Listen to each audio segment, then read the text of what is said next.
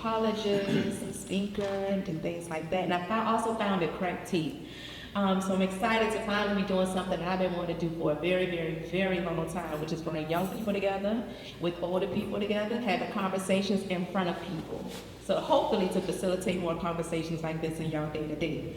So if you are or if you ain't familiar with Teet, the phrase means to speak. So I'll crack the teeth with you right now. That's what we do, crack the teeth. Teet is a Savannah-based movement that believes the best people in the world are under 18 and over 80. Everybody in the middle is The organization is started with the book. So in 2019, I published a book called Teet. And between 2016 to 2019, I interviewed 21 elders over the age of 80 about what life was like in Savannah between 1920 to 1970. By 2021, only 2 of those 21 people were still alive. So that created a sense of urgency for the work. I was like, okay, I know I'm doing this work, but I need a lot more people doing this work. I can't do it myself. So last year was Teet's first year operating a summer camp for middle schoolers. And so we're over at Moses Jackson and West Savannah. And so we sit down, and Holland was one of my students in the summer camp. Holland's right here beside me. And that's what we did. So they said that they never thought to bring 2 people together. So young people usually on this side and the seniors on this side. And they were like, we try to keep them as separate as possible. And I was like, nah, like let's bring them together. So I did that. And I gave them audio recorders and let them talk to each other, interview each other, and we recorded those conversations. And it was a beautiful process. And now they steady put them together. And so that's the legacy, and I appreciate that. And we're also here at the Bull Street Library, so big shout out to them for always holding space for any Teet event that I usually have. I had an idea how I wanted this to go, right? And I was telling Ms. Freddie, like I was just at a residency, it was up in Virginia, and I was sitting there during my time because I knew I had this thing coming up, and I was like, I don't want it to be like a traditional panel style. I say, well, Justin, what is your thought on this? Or Mr. Carter, what is your I want it to be a little bit different. So I went on YouTube and I just typed in intergenerational conversation with children and with seniors, and I saw a video that came up and I was like, this is so perfect. And so first I want to show that video to give you an idea of how this thing will go. Forward, if you agree with the prompt. What an elder sees sitting down, a young man can't see standing on an Iroko tree. There's no use, except that it wants to be playing with fire, that should argue this statement that what an elder sees, they will never see. I was once your age, and I'm glad you agree. Your counterparts didn't come out. I just wonder what they're going to say. In the video, you have the host makes a statement. Whoever agreed with it, they come and sit down. So it's a constant getting up and getting down. I modified that a little bit. I was like, why are we steady getting up and sitting down? So now I'll make a statement.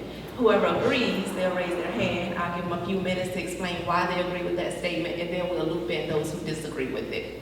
And we have a whole lot of statements. But before we start, there's a couple things I wanted to do. So one, in your bag, there's a survey. Just complete that by the end of it. It's a folded piece of paper. So that survey will help us really big. It's also part of the grant requirement.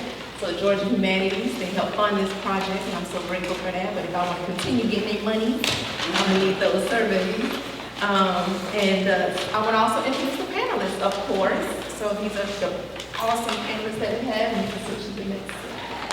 Forward, if you agree. Okay, so Ms. Freddie Harriet Gilliard that we have here is a 42-year retiree of public education.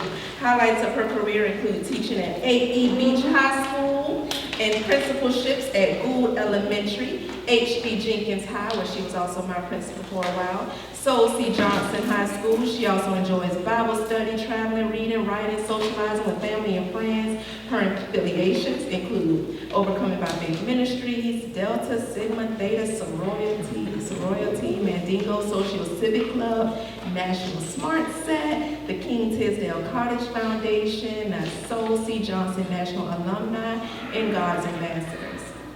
She's the author of not one, but 3 books. A family cookbook from East 56th Street, Just People, which I purchased and love, and also Love My Precious Cousin.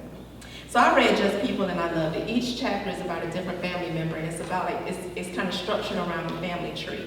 The chapter about her own life, of course, was my favorite, and I wanted to read a little bit just to show, particularly to my younger folks, but also everybody here, just like what is possible, and just how not allowing obstacles to get in your way of what you were called to do or what you want to do in this world, right? So here's this page. In September of 1952, Mama enrolled me in first grade at East Broad Elementary School where she taught.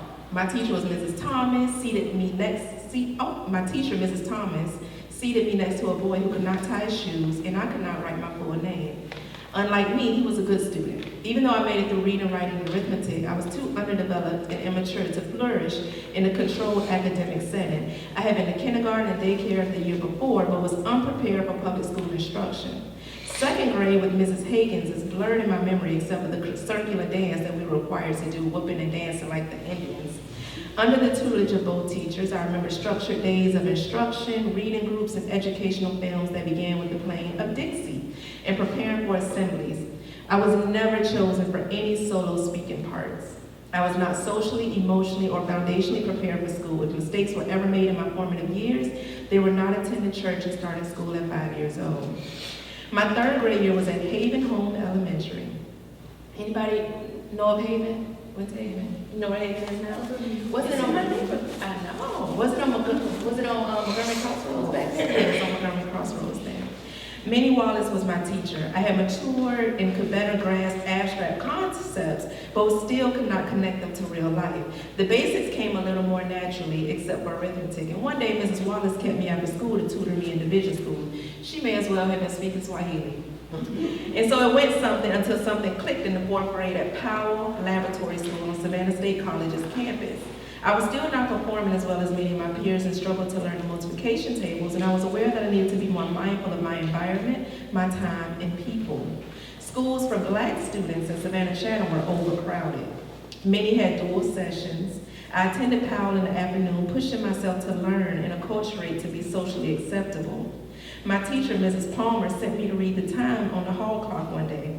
I would not have made the report had not Principal Dorothy Hamilton come along, asked me why I was staring at the clock, and told me the time.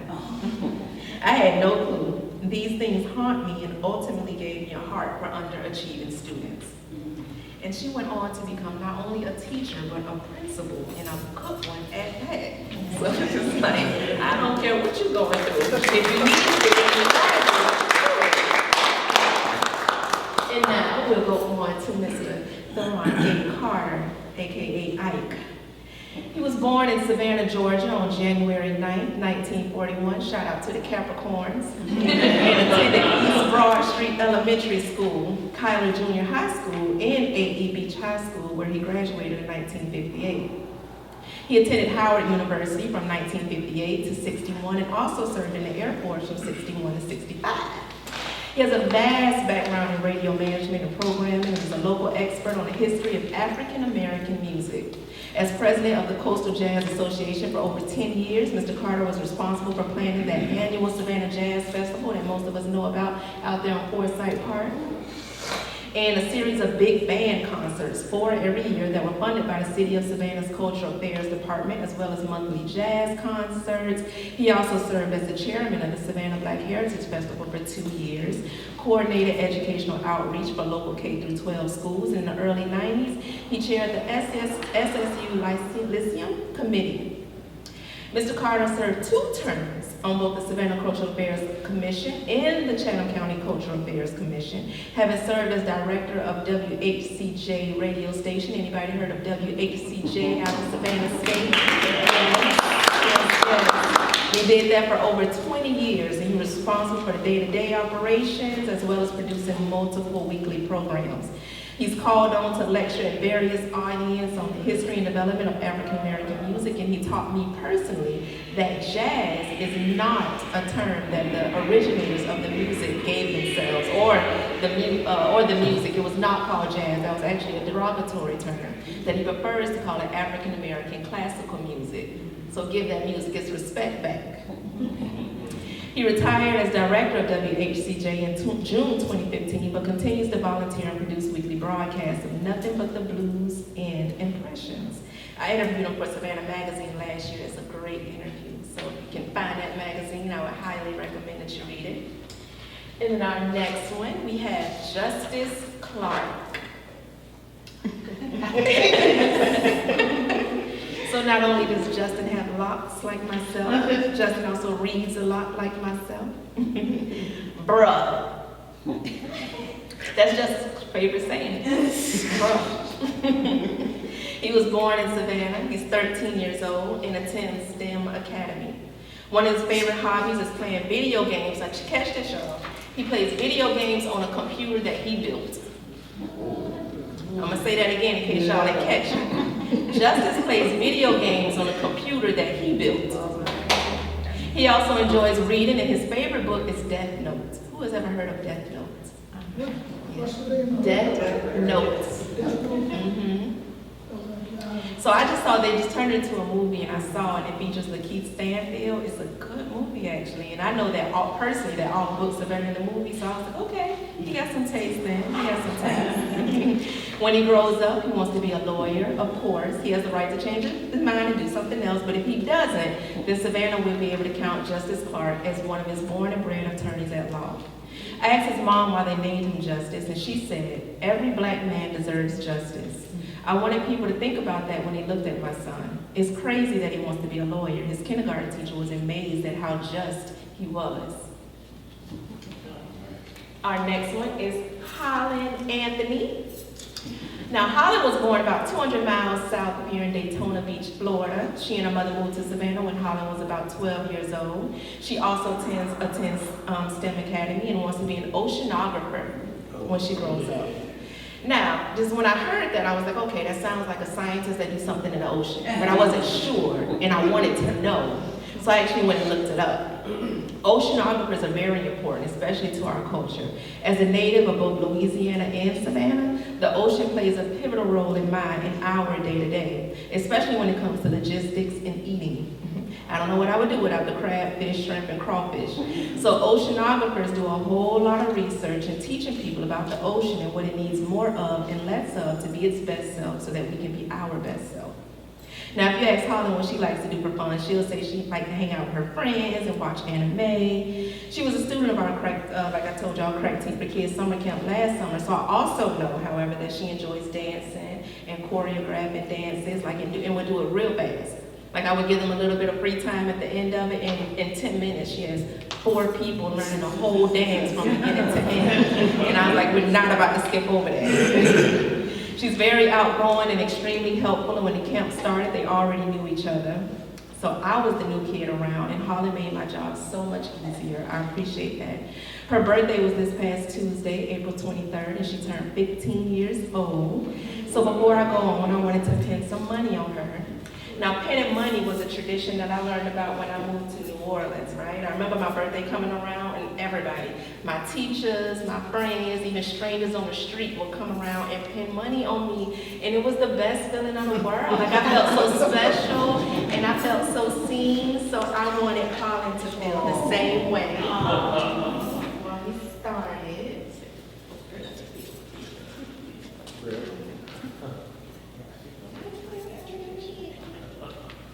My birthday is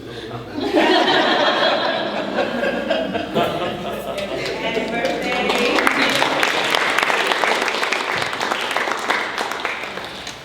All right, and so just as a reminder of how this is going to go, so I'm going to make a statement. If y'all agree, raise your hand. I'm going to say who agrees, raise your hand. And then I'm going to pass you the mic to just talk about why you agree. After those who have agreed have talked, then we're going to mosey on into those who disagree. If 3 people agree, but you disagree, it's all right. It's all right to be by yourself and disagreeing. So don't be peer pressured into just agreeing because everybody else agrees. And then I'm gonna try to time it so that we have enough time, because some topics can get you going, right? But I'm gonna give it a little bit of time so that we can get a few of those in there, as many of them as possible. So without further ado, my panelists, are y'all ready?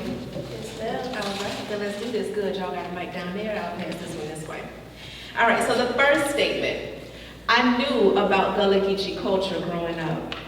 So So Gullah Geechee culture, just in case the audience is not familiar, so we know that chattel slavery was legal, particularly here in Savannah. This was one of the major port cities, Charleston as well. But then they were usually taken from West Africa for sure, but since Sierra Leone and Senegal, and they were brought here to the Carolinas, to Georgia, to Florida, right here on the coast, and they were brought for their specific skill sets, for rice cultivation, for blacksmithing, for all kind of different skill sets. And they stayed, most of them stayed for many, many generations. So the descendants of those particular Africans in this particular area have been known as the Gullah Geechee.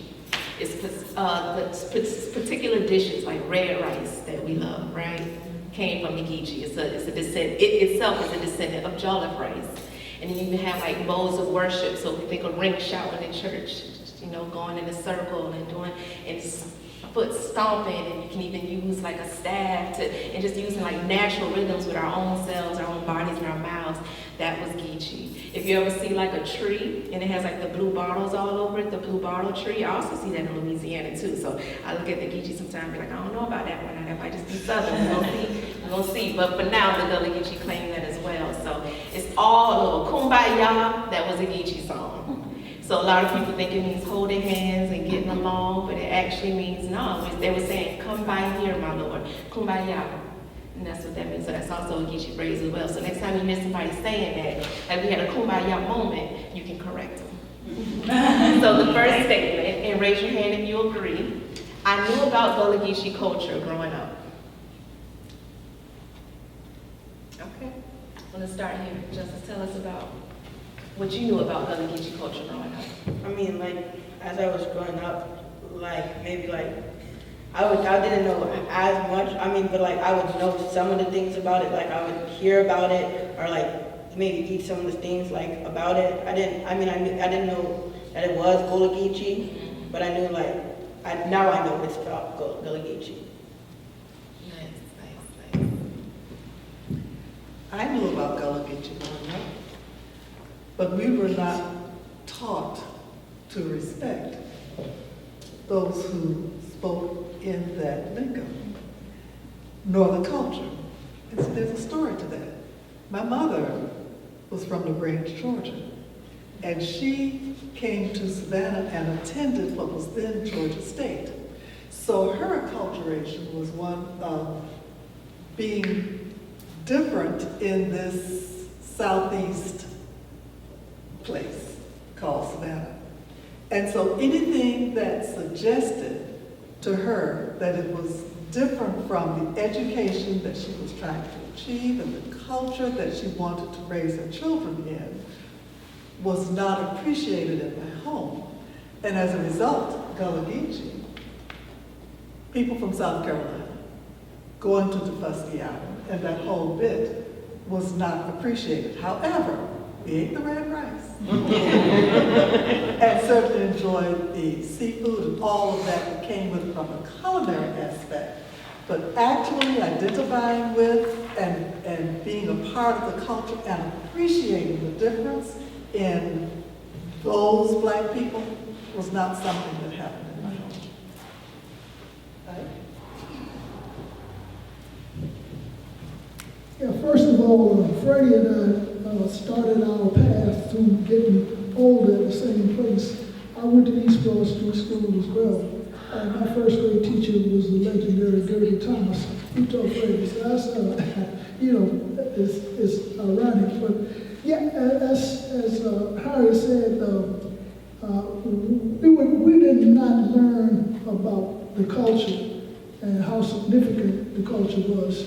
We did not learn that these people were brought over here because of their skills, because they knew how to grow rice and indigo, and that was a staple of the agricultural part of this area.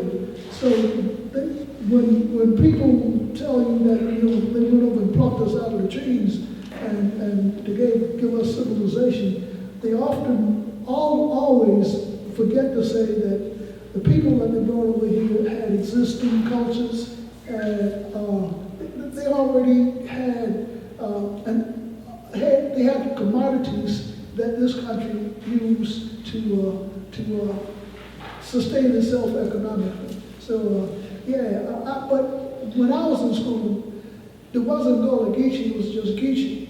The Gullah part came later, even though it's the same thing. I learned, but we were, well, sometimes because of the way they talk, we would laugh at them, and that it's just like just a diverse movement. When we saw movies, and the Tarzan movies, and Africans came on the screen, the people would start laughing, like it was a comedy. But that's another part of the brainwashing that we were going through.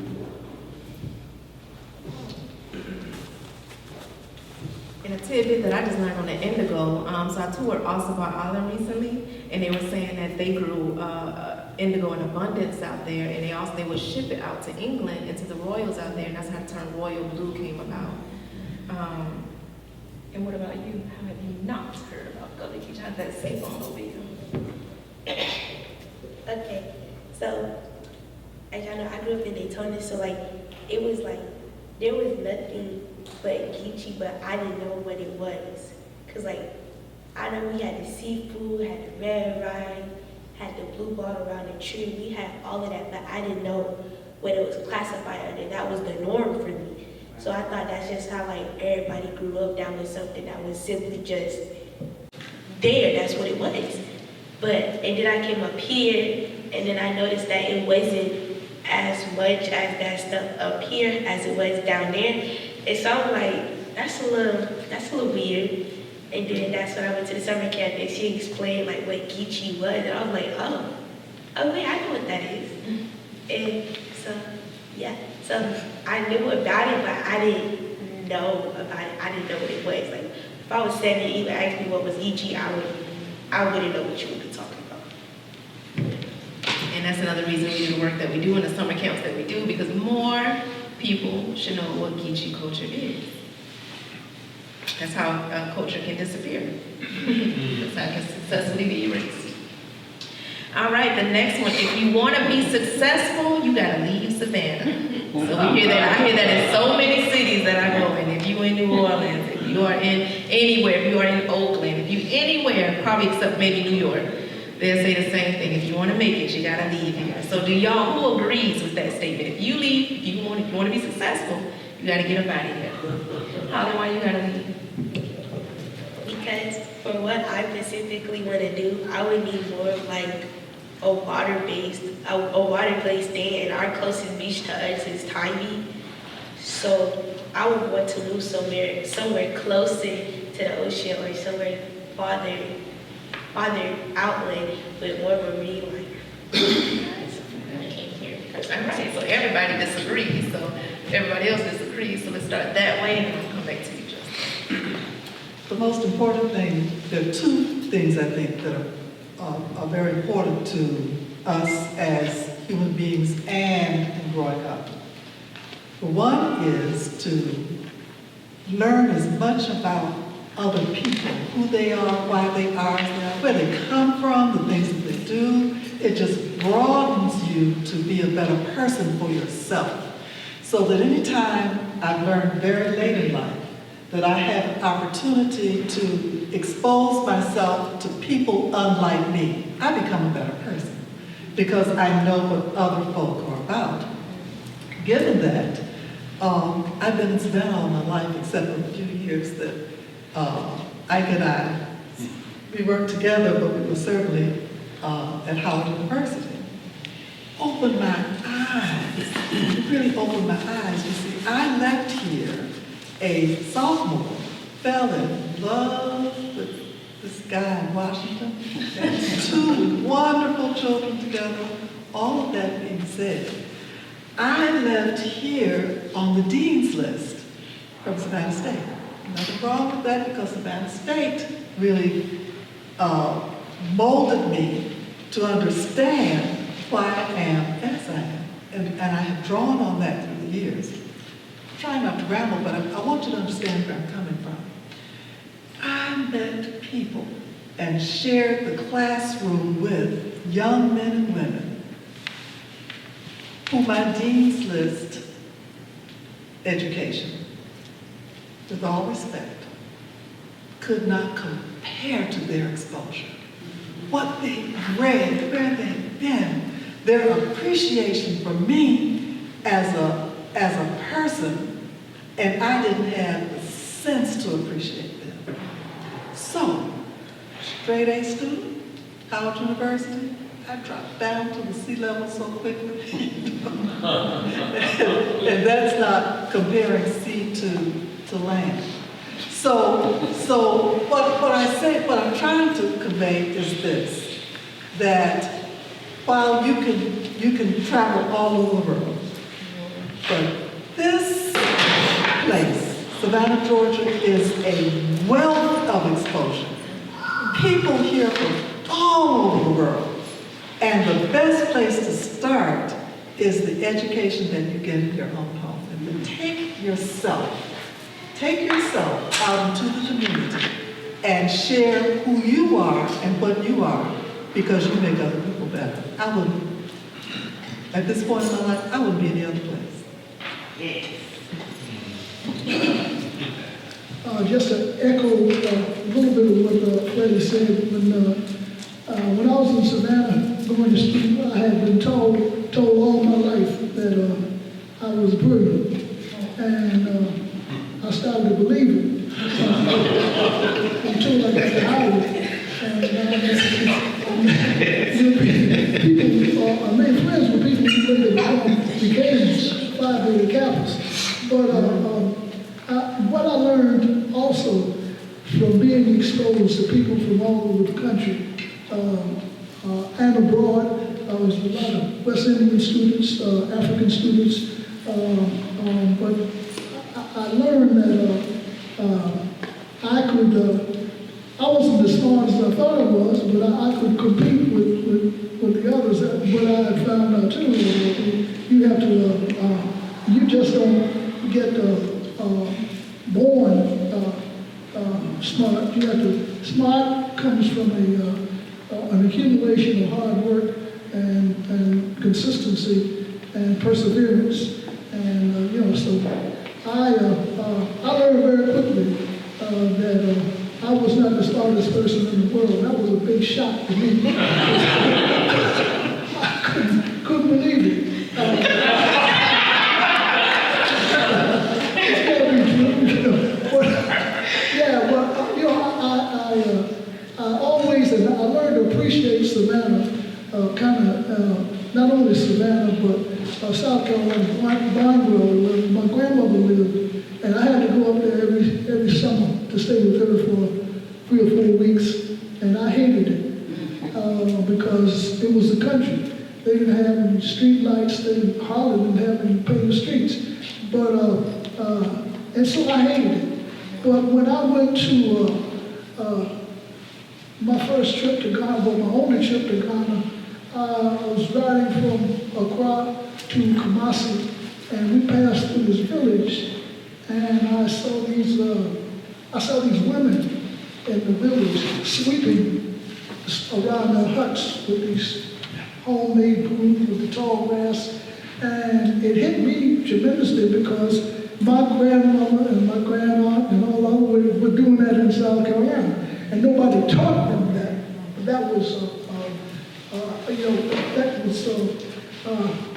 and then, what does the Fleming call it?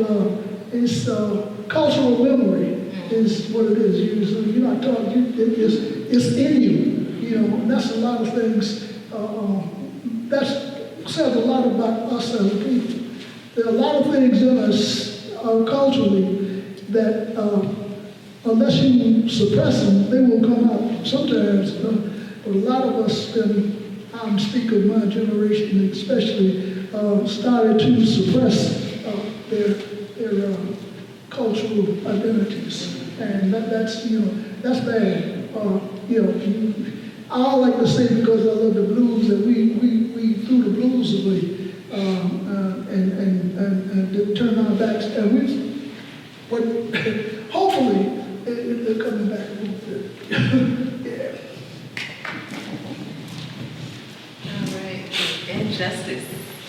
All right, so I said that because I think like Savannah just has enough resources for you to like become successful. Like maybe you have a different career, but I think for the most part you can be successful in Savannah. Like there's enough resources for you to be successful.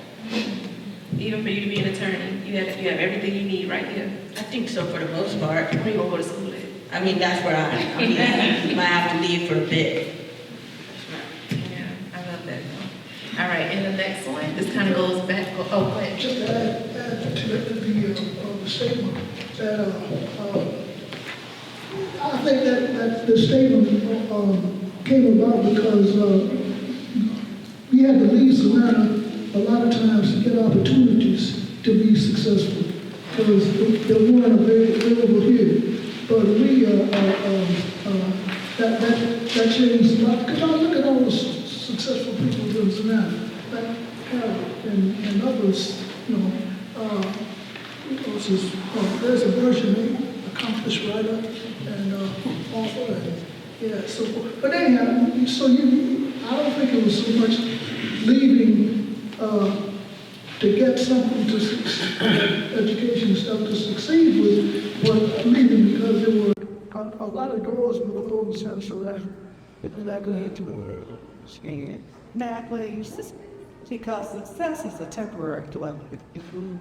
And it's all what you aspire to be, what your plan is reaching. Because I promise you, young people, that when you get to that place that you define as success, it's going to be done.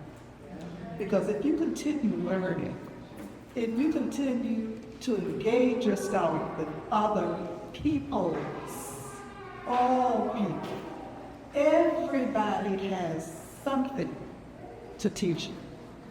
And may not be a formal teacher. Oftentimes, what we learn and use most in our growth comes from just observing and being in the environment of and with people that we never ever thought we could get in this trouble. That's why I end up young. You all teach me. Sorry, I could have been. I just